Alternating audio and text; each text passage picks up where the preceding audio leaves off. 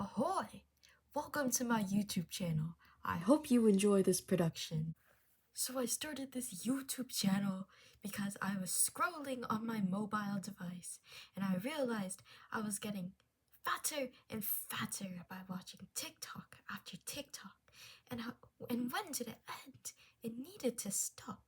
So I deleted that scourge off my phone and I had no social media for a month, and it shows. Hence, I turned to reading tomes of knowledge instead, and I will now start my book review. Okay, so the first book I read this month was Slaughterhouse-Five, or The Children's Crusade by Kurt Vonnegut, and I feel like a real hero for finishing this book because I actually physically checked it out from the library, and when I was in the library, I saw two of my bio classmates studying the test I was actively putting off, and that was really humiliating because my shoe was also untied.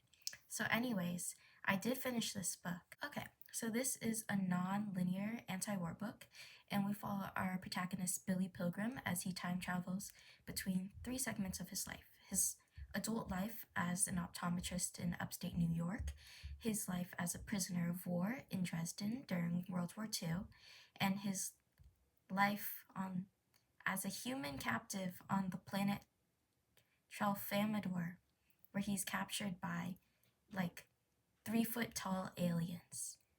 And I personally really can't pretend to have an educated take on this book. I will say I think this very "is it ethical to euthanize Peepaw" spirit of the book really captured, I guess, the banality and senselessness of war. And here I have my favorite quote for you, Addie. Let's see. Everything is supposed to be very quiet after a massacre, and it always is, except for the birds. And what do the birds say? All there is to say about a massacre, things like "puruwit." The only thing I will say now is that whenever I eat a candy bar, I think of Billy Pilgrim's fat-ass fiance just sitting on that chair, shoveling Mars bars into her mouth, and thinking, wow, that's gonna be me someday. So thanks for that, Kurt Vonnegut. I give this book 3 out of 5 stars. Okay, so the next book we have is The Vampire Lestat, which is the sequel to Interview with the Vampire.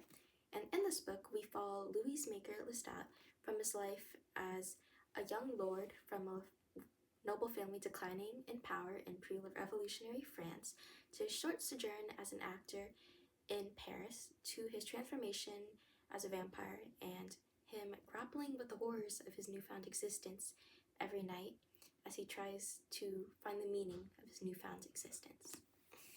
Okay, that took way too long for me to summarize, but that being said, do you see the length of this tome and the small size of this text? You know, I think 200 pages of this could be cut down. We just got Lestat some mood stabilizer for that BPD because Jesus Christ. I mean, this is basically the DSM, what is it, 5? I was just reading through this and I was like, oh God.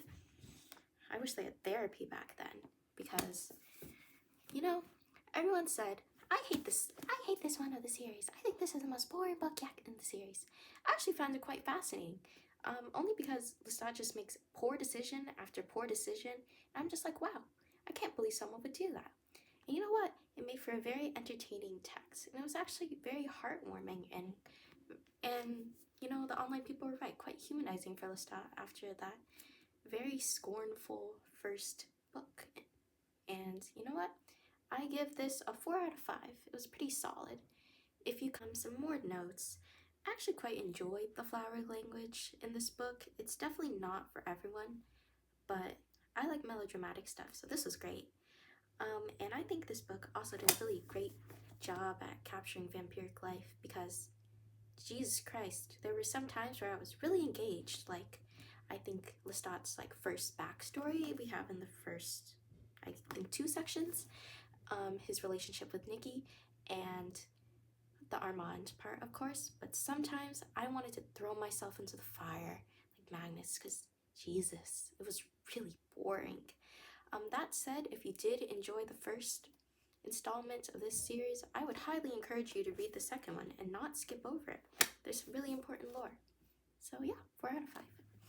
So the next book I finished up was The White Album by Joan Didion, and these are just a series of essays about America in the 60s, its values, and Didion's role as a cultural icon within the 60s. I will say, I think this book did do a great job of capturing the spirit of the 60s, that kind of endless climb towards nothing in the end. And as a California native, of course, Didion wrote mainly about California in this album, and I read this while on vacation in LA, and I think that was the perfect way to experience this book. I mean, that chapter about the Getty, going there, I felt like I was in Disneyland, which is really stupid to say, but she really hypes up the Getty here, I was really excited. Overall, I thought the prose in this book was beautiful. I was pretty engaged for a nonfiction book the whole time, which is really impressive, and I give this a 4 out of 5 stars. So my last complete read in December was Squire, which is a graphic novel by Sara Alfaji and Nadia Shamas, and 5 out of 5. This was the best thing I've read all month, and it's definitely a highlight of the year. So this book is set in the Middle East or Northern Africa, and I'd say medieval times, and we follow Isa, who is a young girl, and she is an ethnic minority in the empire she lives in. And in order to gain full citizenship in the empire, she enlists as a knight squire in the military. And Isa actually does really well, and she achieves her goal of becoming a squire.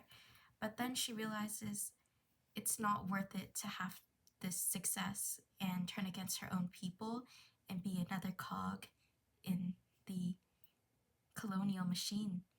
And so she does the badass thing, and she kind of fights the system. And okay, so the general gripe I have with graphic novels in general is they have really great characterization and, of course, amazing art, but the plot is always doo-doo. But I'd say this was not the case with Squire. As you see, we have 2 authors listed here, and one was the artist and one was an actual author who worked on the storyline. And with those 2 worlds colliding, you have amazing art and amazing story.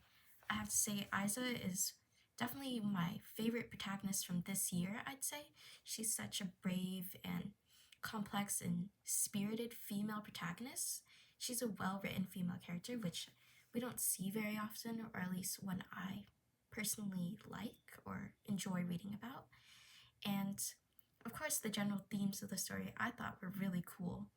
And the setting itself and the art, 10 out of 10. I loved this, and you should give it a read.